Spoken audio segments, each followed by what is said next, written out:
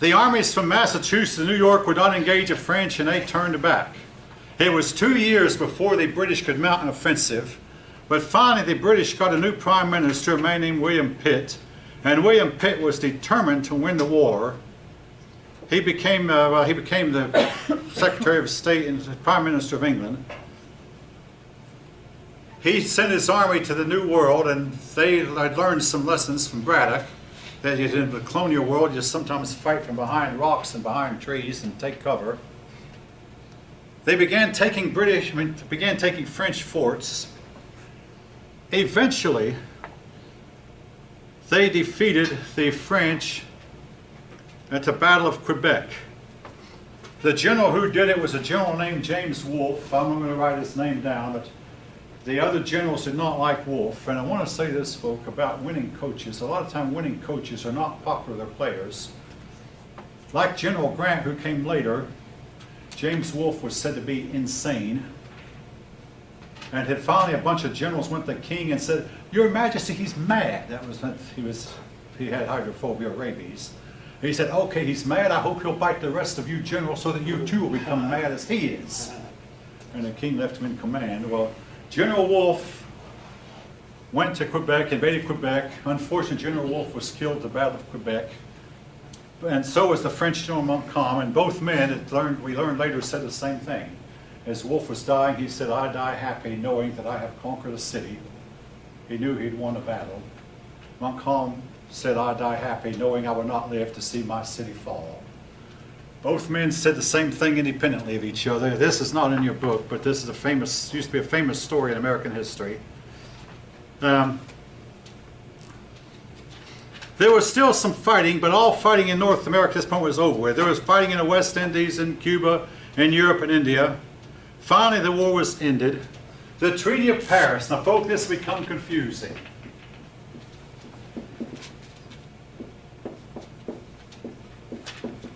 The Treaty of Paris ended the war. Now, this has become confusing because of this. Another Treaty of Paris that came some more than 20 years later ended the Revolutionary War. So there were two Treaties of Paris. The Treaty of Paris ended the French and Indian War in 1763, and then in 1783, the Treaty of Paris ended the Revolutionary War.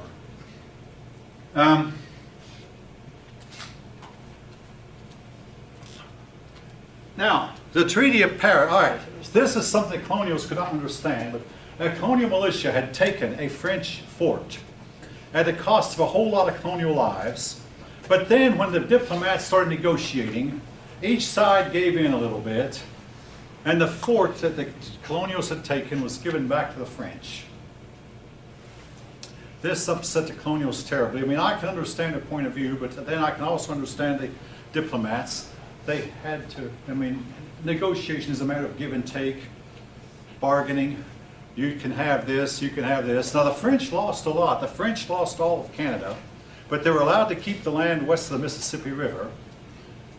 And Spain, they weren't. Spain got the territory west of the Mississippi River because they had sided with the English. So, and Spain got to keep Florida. Spain got Cuba. But the French got a little bit of land down around Haiti, and I believe in South America, in Guyana. So the French still got to keep a little bit of it, but they were driven completely out of Canada. Now, this agreement still stands. The French people living in Quebec, and that's where most of them lived, were promised they would never have to leave the Catholic Church, and they would never be asked to speak English. To this day, the French people living in Quebec still speak French, and most of them were Catholic. This is still going on. This straight out about in 1995. It was about the time you people were being born. The people of Quebec took a vote, and they decided to remain part of Canada. They could have broken from Canada, but they decided to remain part of Canada. But they are still speaking French to this day, and they mostly are Catholic. Again, that was part of the agreement. All right. Canada, though, was no big loss to the French, your book seems to say. All the territory east of the Mississippi River became British. The territory west was given to Spain. Cuba was given to Spain. The West Indies Islands, though the French got some of those. What this meant was the French was out of the way. Well, the Indians became a threat. Now, there was another problem with the Treaty of Paris. And this was true of the Treaty of Paris that came later. The Indians were completely ignored. It was all the European diplomats got together and got a treaty with no regard for Indian claims. And this again happened in 1783. All right. Now, essentially, without the French there, the Indians had to do their own fighting now. Before that, the Indians had gotten the French to help them fight. Now the Indians were going to have to fight the Europeans or the British by themselves. You all know the outcome of that fight. Now, have any of you, by any chance, did any of you ever see the movie that came out in the year 2000 called The Patriot? Probably one of you. In the movie, this man had killed a whole bunch of Frenchmen during the French and Indian War. Then, just a few years later, he all of a sudden was hoping the French would come out and help his side beat the English. And they finally did. But he always had in common, these are the people who I killed during the last war, and now I want them on my side. This was basically what happened. But anyway, I'm jumping around in the story a little bit.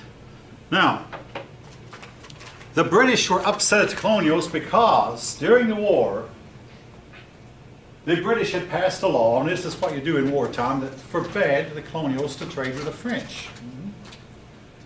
And then they caught a bunch of colonial ships in French harbors. This actually occurred. Basically, the colonials would get out of port claiming that they were heading for Great Britain, and once out of port, head for France. And a French ship would come by legally and find them there. This made the British government very, very angry at the colonials. And again, some of the colonials have been executed for crimes like desertion or talking with disrespect to a British officer. And the colonial peoples were more independent-minded than the peoples were in Europe, and as a result, a lot of persons had a lot of resentment. Now, the war also did something else. Wars cost money. The war left the British government very, very deep in debt. In fact, the British were so deep in debt that they couldn't pay it. So, the British said to the colonials, you people, with the war was to benefit you, you should help us pay the debt. The colonials said we were willing to, but we feel like we should have representatives in Parliament. Because after all, you're taxing us and we don't have any representation in Parliament. The British government said, oh no, wait a minute. You people might have representatives represent a certain district in your country, but over here in ours, every member of Parliament represents the whole country. And they represent you also. The Americans said, well, now wait a minute, we don't have any colonial people, any Americans in Parliament. Oh, you don't need that. Our people in Parliament, they represent you also. So this was to lead to conflict. Well, into this scenario, the old King of England died. He outlived his son, for George II died. He lived to be an old man. He outlived his son Frederick, so he passed the throne on to a 22-year-old man, young George III, and young George III was shy and also suffering from bouts of incompetence, mental. From the time he was a youth, the word got out all over England that Prince George, the Prince of Wales, could not do his lessons. The Prince George was not very smart. Prince George was doing this and that. It was, well, not very wise. And Prince George knew he was criticized, so he began to try to pick his patronage. Now, in those days, kings were allowed to bribe, so the prince, when Prince George became king, He used his influence to bribe votes, buy votes in Parliament, which worked for, again, keep in mind, this was legal. Now, I've got to say this, folk. We in America today are judging people in the past based on 2019 standards. I was taught when I was in school, they emphasized you have to judge these people by the standards of their own day.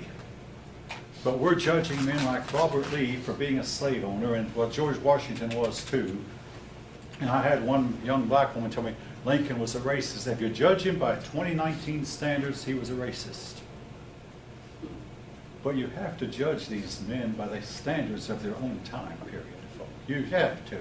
Otherwise, I mean, because in the future, people will judge us. Maybe by our standards, maybe judge us by the standards of their time, which might be different from the standards of our time. I mean, I spent 27 years at Lockheed, and every once in a while Lockheed would make a rule change. This is before they had computers. And I might not catch the rule change, and I'll be caught in violation of a rule that I did not know was on the books. And one day they made the streets all one-way streets, which was a safety thing. And one man was caught riding his bicycle the wrong way on a one-way street, and he was given a ticket for it, a citation. And oh, he became terrible. He'd been doing this for 30 years. And all of a sudden one day it was illegal and he didn't know it. This can happen to any of us. The law, and there's been a new law passed that I've almost been caught violating. If you see a cop pull a man over, you're on an expressway, you're supposed to get in another lane. Move over. Move over. You're supposed to pull over to another lane. And I often have forgotten that. I mean, I'm getting to where I remember it now, but my wife has had to remind me, you got to pull over. There's a cop up ahead, or there's a service truck up ahead with its lights flashing. You got to pull over a lane. It's a new law that's on the books that I, anyway, did not know existed. All right, anyway, King George went from one prime minister to another and finally got one named William Pitt. Now, I went to England one time and I bought a small pamphlet about the history of England, and it was a booklet about the English kings. And they say that if it weren't for William Pitt, King George would get the complete censure of history. And yes, even in England, they blame him for the loss of the 13 colonies. William Pitt. Even in England. All right, even the English will admit, all right, the English will admit that they did put taxes on America without Americans' consent. But here was the problem, folk, with all respect. It would have cost the English government millions of dollars to have governed. I mean, England is a small island. It was one thing to govern a small island of people, but then you start governing people 4,000 miles away. It would have cost them money to have transported a bunch of colonials to Parliament. But also there was the issue of trial. One time a man committed a crime against the English crown, and they took him to England for trial. Well, he should have been tried, according to English law, he should have been tried here in the colony. He should have been tried in his own location where his own people could gather around him and provide him support. Instead, they took him to England for trial, and this became one of the issues. So the issue was not just taxation. The issue, well, there were several issues, which we'll talk about as this lesson goes on. Well, the British government decided to keep troops in the colonies, and the reason for that was they said, we fear an Indian uprising, and guess what? There was an Indian uprising. So they kept several Indian tribes united, and they took all the forts west of Detroit. So the Indians were victorious, but the English got together with their army, and they drove the Indians out. Also, some Scotch-Irish from Pennsylvania, some of my own ancestors, got together and they massacred a bunch of friendly Indians. The Indians at this point learned that the French would not help them. Well, the English tried to do the same thing that the colonials had tried to do. They said, we're going to draw a line and no colonials can go past that line. All the people living in that line will be, all the land across that line will be given to the Indians. In today's world, with our GPSs and our helicopters and our airplanes and our satellite communication system, we might enforce such a law. With their horses and foot travel, that law was unenforceable. And again, the English could not understand. I mean, if the English passed a law over in England, only certain people can move over here, they could have enforced it. Small island. The United States was huge, and this was something the English just failed to realize. Well, the English began passing tax laws. The Molasses Act was passed. I'm not going to write it down, but it was to try to keep molasses from reaching the colonies, cheap French molasses. Molasses was used in making rum, which the colonists drank. The French didn't care about. Anyway, the colonial people began to purchase French molasses to bypass the English tax. The Sugar Act was passed. The Sugar Act said that all sugar had to be taxed. All these laws did not work. But the most famous of all was the Stamp Act.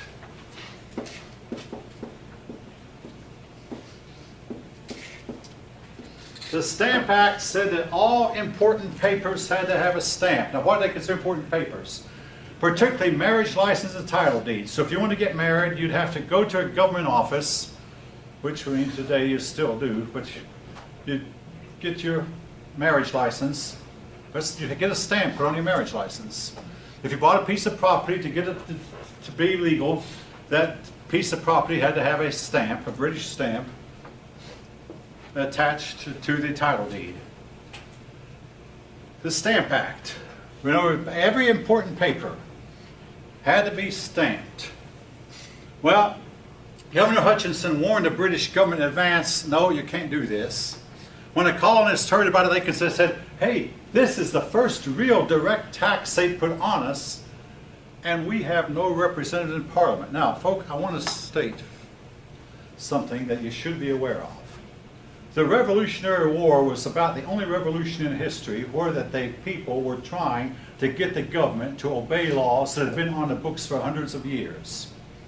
The law that said there should be no taxation without representation was passed in England way back in the 1300s, I believe, when Edward I called Parliament.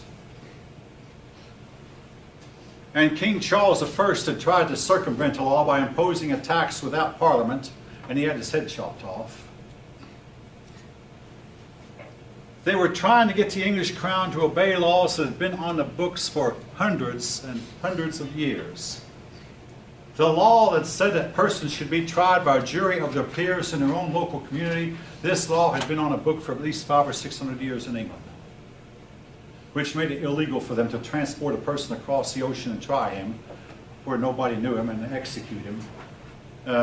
Again, this was illegal.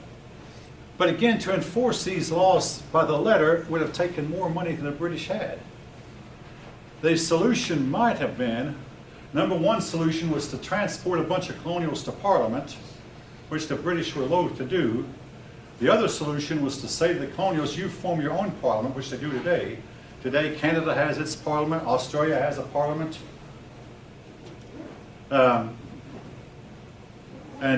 Let's see, oh yeah, Wales has a Parliament, Scotland has a Parliament. Oh, and then Wales and Scotland, keep in mind, they're attached to the island of Great Britain, part of the same island, but they have their own parliaments.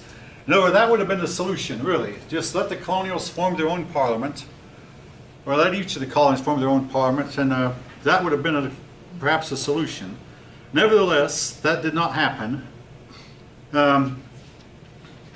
The Sugar Act gave the British ships the right to stop any colonial vessel and inspect that vessel. So in other words, if a British warship was on the high seas and spotted a colonial vessel, they had a right to pull up alongside that vessel and say, we're going to inspect you to make sure you don't have any goods and any goods on board that the king forbids. Now, this was something, and some people say that this act right here was what really was the cause of the revolution. I didn't mention this earlier. The Stamp Act said that all the stamps had to be paid for with hard money, with gold and silver coins, and not with paper. The Currency Act said that there could only be gold and silver coins in the colonies, and the colonies were not allowed to make and coin and exchange paper money. And this was something the colonies had been doing since the beginning of their history. They would write up IOUs, so that each bank would issue banknotes that was exchanged as currency, or states, colonial governments that would issue paper money. This was what made the colonies appear rich. They were willing to trade in paper money. And a lot of colonials said, hey, you know, without this, we're going to become impoverished. Well, this appeared to be an act, these acts appeared to be an intrusion of the British into colonial affairs. Well, the Stamp Act failed because simply Americans refused to pay it. One stamp collector, his house was about to be burned down, and he decided, no, he wasn't going to collect the money anyway, so that ended that. Another stamp collector found effigies made of himself with clothing that resembled his clothing, and him being burned in effigy, and he decided this was too dangerous, so basically the stamp collectors became terrified to collect the money from the stamps or issue the stamps, so the Stamp Act failed. And the word got back to Parliament that the people of the colonies are not going to obey the Stamp Act. Colonial legislators got together. Patrick Henry got resolutions passed against the Stamp Act. Other colonies got together and they simply refused to pay the Stamp Act.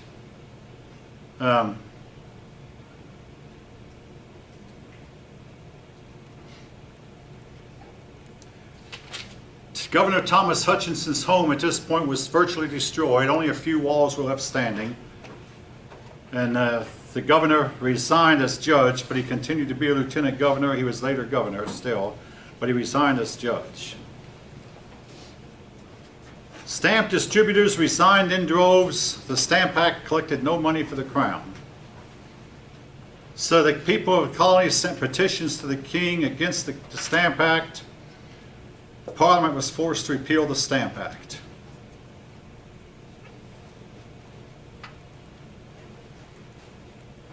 Well, the British government continued to try to tax the colonies. The New York Assembly told its people living in New York, you do not have to house British troops in your home if you don't want to. British troops were not housed in New York, at least not in private homes. The British sent governors over here now, and the colonists were told, you have to pay for these governors. These governors were not paid for out of the British pockets, but the British also sent judges. Now, if you read the Declaration of Independence, Thomas Jefferson, oh, by the way, yes, that you must know, Thomas Jefferson wrote it.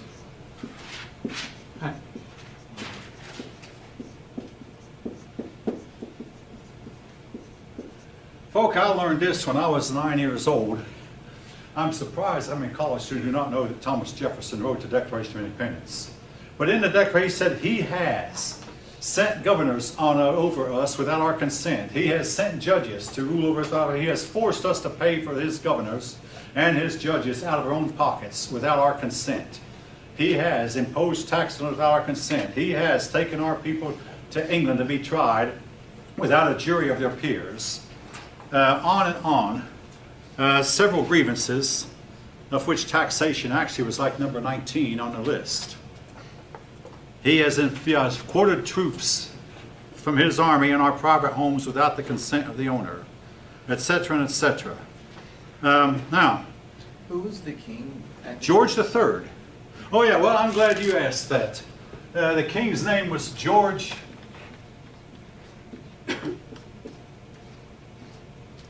III.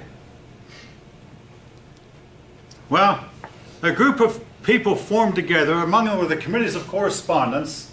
They said that we're going to keep in touch with each other. So the committees of correspondence had young men who'd go on horseback from one colony to another, carrying correspondence, telling what all was going on in their colony. The Sons of Liberty was a group that got together vowing that we're going to be free and we're not going to be enslaved by this king from abroad. A lot of colonials decided to boycott British goods, and again, this hurt the British economy because colonials were not buying their goods. Now, the Boston Massacre. Now, things were different in those days than are today. Essentially, the Boston Massacre occurred when a bunch of young Bostonians were throwing sticks and bottles and rocks and whatever they could find at British soldiers. And finally, some British soldiers leveled their muskets and fired into the crowd and killed 5 colonials and wounded some others. Now, by our standards, you might think that the British soldiers were wrong. By their standards, the British soldiers were acting in self-defense. A lot of persons wanted to punish the British soldiers, but John Adams felt like the British soldiers had a right to a fair trial, so they held a trial, and all the soldiers were acquitted, except for 2 of them, and they were just simply branded on one of their fingers. But that was their punishment, just a brand mark, hot iron put on the finger. Again, because the judges, the judge at the time felt like the British soldiers had a right to do that because they were acting in self-defense. Now, when I was in college, National Guardsmen killed 4 college students in Kent State. And the Guardsmen were blamed. The students were rioting, even though the 4 students who were killed were not part of the riot. They just happened to be in the way. But the Guardsmen were having bottles thrown at them, were having rocks thrown at them and sticks thrown at them. And finally, some Guardsmen opened fire, and nobody knows to this day who ordered it or why. But some Guardsmen, and they killed 4 innocent students who were not part of the rioting. But in those days, things were a little bit different.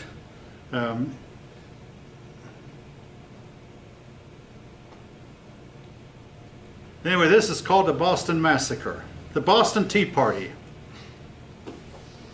And I'm running out of time fast, I know it.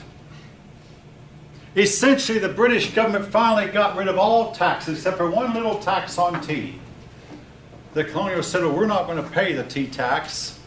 And all up and down the eastern coast, there were tea parties. The most famous was the Boston Tea Party, where a bunch of people, and to this day we don't know who, disguised themselves as Indians. That's it. They disguised, and they went into the ships and threw the tea into the Boston harbor. And the British government then closed the port of Boston and sent over some acts called Intolerable Acts. Now, the Intolerable Acts said that the port of Boston was closed and that Canada was now in charge of the colonies. Canada was not in rebellion. There was another part of the Intolerable Acts, though, that I must mention where I have to side with the British government. The colonies had mostly passed laws that said that Catholics could not vote and hold office, discriminatory against Catholics.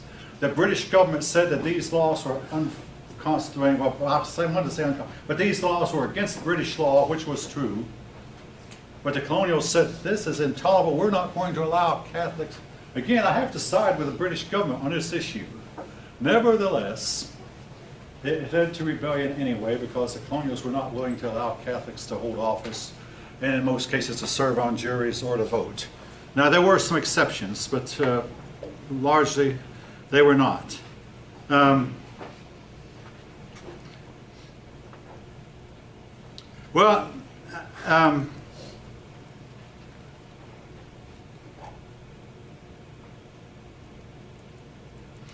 As a result, the colonials met together in the First Continental Congress. This was an unofficial Congress, but they met in Philadelphia, which was later to become the capital of our country. And they drew up a paper which they sent to the king saying, Your Majesty, we wish that you would take away some of these laws that we consider unfair. But while the Congress was, and also they appointed George Washington to be head of the army. While the Congress was meeting, with the port of Boston closed, a whole lot of colonials in Boston were out of work. So the British, the commander of the British, General Gage at the time, Hutchinson had been replaced by Gage. General Gage, heard that the colonials were storing some ammunition in Concord. So he decided to sneak off one night, but unknown to him, the Americans were watching. And 2 men, one of them named Paul Revere and William Dawes, one of them named William Dawes, they went out to knock on doors and yell, hey, the British are coming. There was a signal if the British were going to come by sea, they'd light 2 lamps on a church steeple. The British come by land, light by 1 lamp, 1 by land, 2 by sea. Paul Revere noticed 1 lamp being lit, so he went out on his horse and warned them the British were coming. The British Army marched during the night toward Lexington. Now keep in mind, in those days, the New England towns had a green in the center, and their houses were located all around the green. Anyway, on Lexington Green, the British Army marched, and there at the end of the green were a bunch of colonials waiting for them. The British officer went up and said to them, "Disperse, ye rebels." The colonials didn't. Now, to this day, folk, one of the biggest mysteries of all of history, a shot was fired. That we know. It's called the shot heard round the world, but the shot seen by no one. When I was in the 8th grade, one of my classmates wrote a paper he wrote a story that he was hunting rabbits one day, and he saw this rabbit at the last minute, and he raised and shot his fetch a rabbit, and he didn't find out till later his shot was the shot heard round the world. Anyway, a shot was fired, and each side has accused the other of firing the first shot. The British opened fire, and they killed 8 colonials and continued to march toward Concord. By the time they got to Concord, all the ammunition was gone. The British found nothing, but the colonials were started sniping at the British.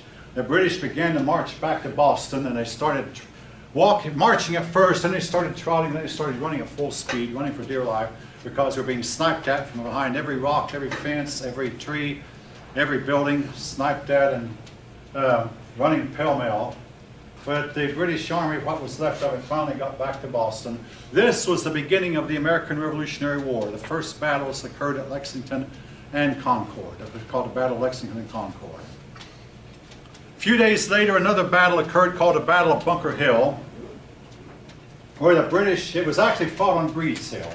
There were hills, the city of Boston was located down in the valley next to the water, and surrounding Boston were a bunch of hills. One of them was Bunker Hill, the other Breed's Hill. The British Army marched up Breed's Hill. The colonials fired at them and turned them back. The British Army regrouped and went up Breed's Hill again. The colonials drove them back.